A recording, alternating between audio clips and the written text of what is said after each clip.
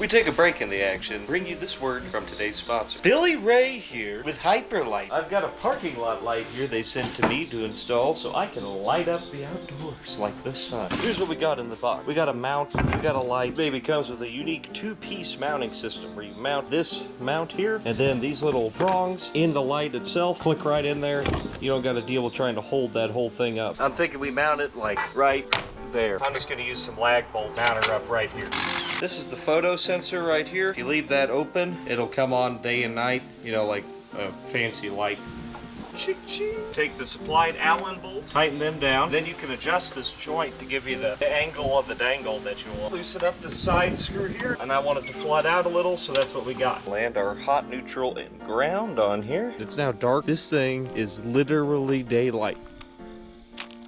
Thanks to Hyperlight for supplying the 150 watt parking lot light. There's a link to it in the description. Discount code down there for you to use as well. Check them out and tell them I sent you.